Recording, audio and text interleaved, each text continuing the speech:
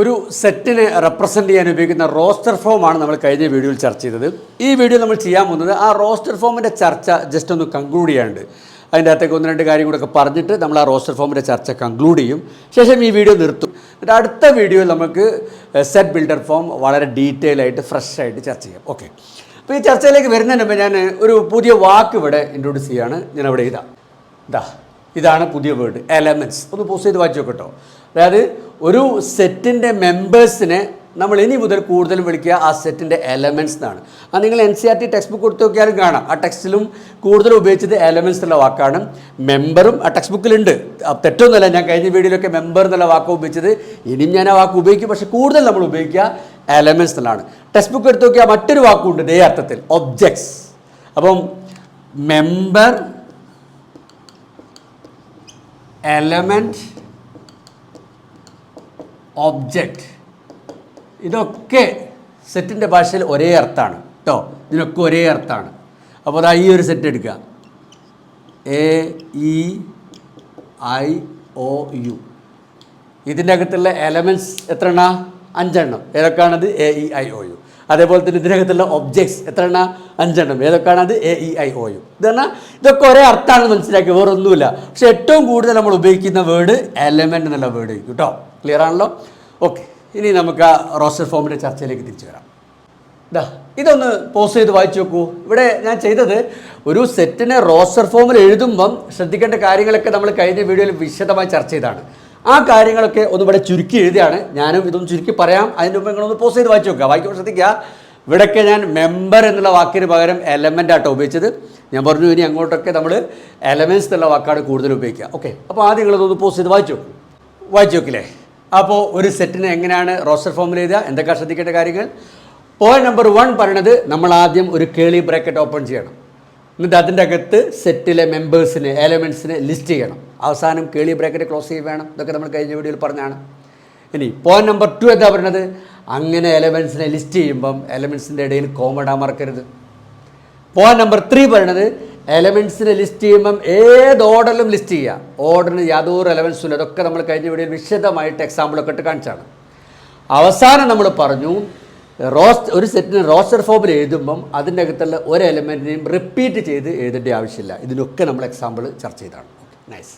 ഇനി എനിക്ക് ഈ വീഡിയോയിൽ നമ്മൾ ഇനി ചർച്ച ചെയ്യാൻ പോകുന്നത് ഈ പോയിന്റ് നമ്പർ 1 കുറിച്ച് എനിക്കൊരു ചെറിയ ചർച്ചയും കൂടി ആവശ്യമുണ്ട്. ബാക്കിയൊക്കെ ഞാൻ വായിക്കാൻ പോവാണ്. പോയിന്റ് നമ്പർ 1 കുറിച്ച് എനിക്കൊരു ചെറിയ ചർച്ചയും കൂടി ആവശ്യമുണ്ട്. അത് കഴിഞ്ഞാൽ ഈ വീഡിയോ നിർത്തും.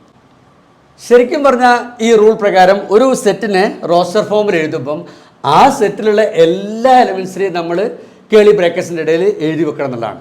എല്ലാ എലമെൻറ്റ്സിനെയും ലിസ്റ്റ് ചെയ്യണം.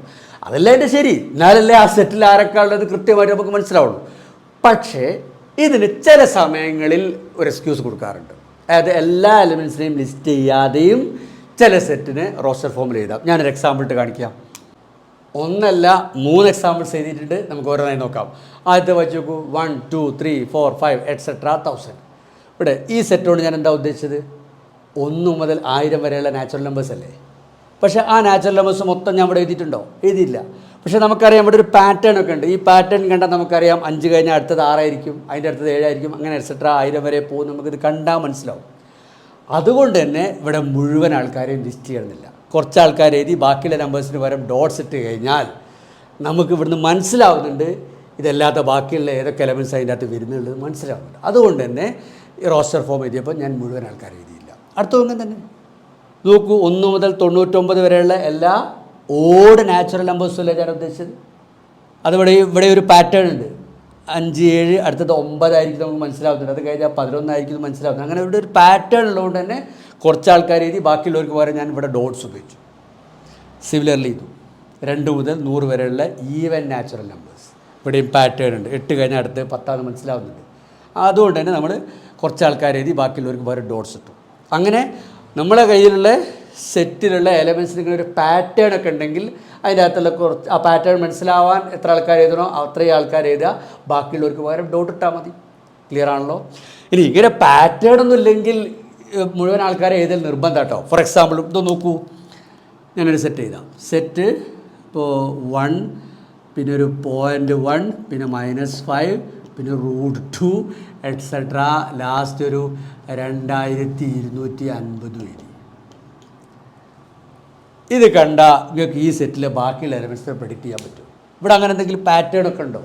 റൂട്ട് കഴിഞ്ഞാൽ അടുത്ത അവരെ നിങ്ങൾക്ക് മനസ്സിലാവുന്നുണ്ടോ? ഇല്ല. അപ്പോൾ അങ്ങനെ ഒരു പാറ്റേൺ ഒന്നും ഇല്ലെങ്കിൽ ഇത് തെറ്റാണ്, ഇങ്ങനെ എഴുതാൻ പറ്റൂല. കാരണം ഇവിടുന്ന് ഈ ഡോട്ട്സിൻ്റെ സ്ഥാനത്ത് വരുന്ന ബാക്കിയുള്ള നമ്പേഴ്സ് എഴുതാൻ നമുക്ക് പ്രിഡിക്റ്റ് ചെയ്യാൻ പറ്റുന്നില്ല. അപ്പോൾ ഇങ്ങനെ ഫുൾ ആൾക്കാർ എഴുതാതിരിക്കണമെങ്കിൽ ശ്രദ്ധിക്കണം. നമ്മൾ എഴുതിയത് വെച്ചിട്ട് ബാക്കിയുള്ളവരെ നമുക്ക് മനസ്സിലാക്കാൻ പറ്റുമെങ്കിൽ മാത്രമേ ഫുൾ ആൾക്കാർ എഴുതാതിരിക്കാൻ പറ്റുള്ളൂ. ക്ലിയർ ആണല്ലോ? നൈസ്. ഇനി ഞാനൊരു ചോദിച്ചു നോക്കട്ടെ. Set of all natural numbers, എല്ലാ നാച്ചുറൽ നമ്പേഴ്സിൻ്റെയും കളക്ഷൻ, ആ സെറ്റിനെ റോസ്റ്റർ ഫോമിൽ എഴുതാൻ പറ്റുമോ? ഒന്ന് പോസ്റ്റ് ചെയ്ത് ആലോചിച്ച് നോക്കൂ. ഇനി നമുക്ക് ഈ ഒരു ഇളവ് ഉപയോഗിച്ചിട്ട് അതിന് എഴുതാൻ പറ്റും. Set of all natural numbers എഴുതി കാണിച്ചു തരാം. നോക്കൂ, സെറ്റ് ഓഫ് ഓൾ നാച്ചുറൽ നമ്പേഴ്സിനെ നമുക്ക് ഇങ്ങനെ എഴുതിക്കൂടെ? 1 2 3 4 5 എക്സെട്ര നമ്മുടെ ലാസ്റ്റ് ഡോട്ട്സ് ഇട്ടാം അല്ലേ? ഇവിടെ ഇപ്പോൾ ഞാൻ അവസാനം ഒരു 100 എന്നൊക്കെ എഴുതിയിരുന്നെങ്കിൽ നിങ്ങൾ എന്ത് മനസ്സിലാക്കും? 1 2 3 എക്സെട്ര അങ്ങനെ 100 വരെയുള്ള നാച്ചുറൽ നമ്പേഴ്സാണ് ഞാൻ ഉദ്ദേശിച്ചത് മനസ്സിലാവും. പക്ഷേ ഇവിടെ അവസാനം അങ്ങനെ ഒരു നമ്പറൊന്നും എഴുതാത്തേ കൂടി നമ്മൾ എന്ത് മനസ്സിലാക്കണം? 1 2 3 4 5 6 7 എക്സെട്ര അങ്ങനെ എല്ലാ നാച്ചുറൽ നമ്പേഴ്സും ഈ സെറ്റിലുണ്ടെന്ന് മനസ്സിലാക്കണം. ക്ലിയർ അല്ലേ? അപ്പോൾ ഇതിന് ഇപ്പോൾ നമ്മൾ ഇങ്ങനത്തെ ഒരു എക്സ്ക്യൂസ് എല്ലാ എലമെൻസിലും എഴുതണമെന്നില്ല, ഒരു പാറ്റേൺ ഉണ്ടെങ്കിൽ കുറച്ച് ആൾക്കാരെ മാത്രം എഴുതിയാൽ മതിയുള്ള എക്സ്ക്യൂസ് ഉള്ളതുകൊണ്ടാണ് സെറ്റ് ഓഫ് ഓൾ നാച്ചുറൽ നമ്പേഴ്സിനെ റോസ്റ്റർ ഫോമിൽ എഴുതാൻ പറ്റുന്നത് അല്ലേ? എല്ലാ എലമെൻസിനെയും നിർബന്ധമായിട്ട് എഴുതണം എന്നുള്ള റൂൾ വെച്ച് കഴിഞ്ഞാൽ അതിനെ പറ്റുമോ? ഇല്ല. കാരണം ഈ സെറ്റിൻ്റെ അകത്ത് ഇൻഫിനിറ്റ് നമ്പർ ഓഫ് എലമെൻറ്റ്സ് ഉണ്ട്, എണ്ണിയാൽ തീരാത്തത്ര എലമെൻറ്റ്സ് ഉണ്ട്. ഇതൊരു ഇൻഫിനിറ്റ് സെറ്റാണെന്നാണ് പറയുക. എണ്ണിയാൽ തീരാത്തത്ര എലമെൻറ്റ്സ് ഉള്ള ഇൻഫിനിറ്റ് നമ്പർ ഓഫ് എലമെൻറ്റ്സ് ഉള്ള സെറ്റ് നമ്മൾ പറയുക ഇൻഫിനിറ്റ് സെറ്റാണെന്ന് പറയുക. അപ്പോൾ എല്ലാ എലമെൻറ്റ്സിനെയും എഴുതണം എന്നുള്ള വാശി പിടിച്ച് കഴിഞ്ഞാൽ ഒരു ഇൻഫിനിറ്റ് സെറ്റിനെയും റോസ്റ്റർ ഫോമിൽ എഴുതാൻ പറ്റില്ല. പക്ഷേ എല്ലാ എലമെൻറ്റ്സിനും എഴുതണം എന്നല്ല, ഒരു പാറ്റേൺ ഒക്കെ ഉണ്ടെങ്കിൽ കുറച്ച് ആൾക്കാരെ മാത്രം എഴുതിയാൽ മതി എന്നുള്ള എക്സ്ക്യൂസ് നമ്മൾ കൊടുത്തതുകൊണ്ട് നമുക്ക് സെറ്റ് ഓഫ് ഓൾ നാച്ചുറൽ നമ്പേഴ്സിനെ ഇങ്ങനെ റോസ്റ്റർ ഫോമിൽ എഴുതാൻ പറ്റി. ഇനി ഇതേപോലെ തന്നെ set of all even natural നമ്പേഴ്സിനെയും റോസ്റ്റർ ഫോമിൽ എഴുതാൻ പറ്റും. കാരണം അതിനും ഒരു പാറ്റേൺ ഉണ്ട് അല്ലേ?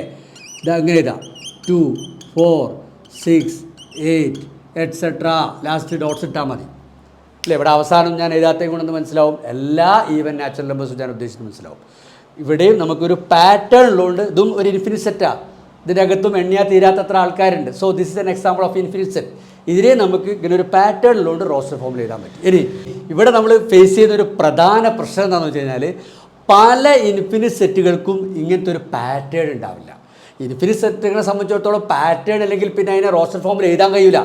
കാരണം പിന്നെ റോസ്റ്റർ ഫോമിൽ എഴുതണമെങ്കിൽ അതിനകത്തുള്ള ഫുൾ എലമെൻസിനെ ലിസ്റ്റ് ചെയ്യണം. ഇൻഫിനിറ്റ് സെറ്റിൽ ഇൻഫിനിറ്റ് നമ്പർ ഓഫ് എലമെൻസിൻ്റെ മൊത്തം എഴുതാൻ കഴിയില്ല. അപ്പോൾ ഇൻഫിനിറ്റ് സെറ്റിനെ റോസ്റ്റർ ഫോമിൽ എഴുതണമെങ്കിൽ നിർബന്ധമായിട്ടും അതിന് പാറ്റേൺ വേണം. പക്ഷേ പല ഇൻഫിനിറ്റ് സെറ്റുകൾക്കും പാറ്റേൺ ഇല്ല എന്നുള്ളതാണ്. ഞാനൊരു എക്സാമ്പിൾ മാത്രം പറയാം.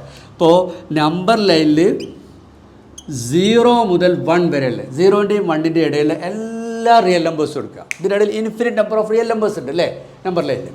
അപ്പോൾ ഈ റിയൽ നമ്പേഴ്സിൻ്റെ കളക്ഷൻ അതൊരു ഇൻഫിനിറ്റ് സെറ്റാണ്. അതിനൊരു പാറ്റേൺ ഇല്ല എന്നുള്ളതാണ്. അത് മാത്തമാറ്റിക്കലി പ്രൂവ് ചെയ്യാൻ പറ്റും. അത് ഔട്ട് ഓഫ് സിലബസ് ആണ്, ഞാൻ ജസ്റ്റ് പറഞ്ഞു തന്നത് മാത്രം.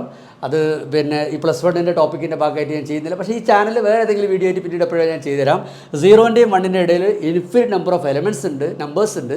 പക്ഷേ അതിന് ഇങ്ങനത്തെ ഒരു പാറ്റേൺ ഇല്ല എന്നാണ്. പാറ്റേൺ ഇല്ലെങ്കിൽ പിന്നെ ഈ സെറ്റിനെ റോസ്റ്റർ ഫോമിൽ എഴുതാൻ പറ്റില്ല.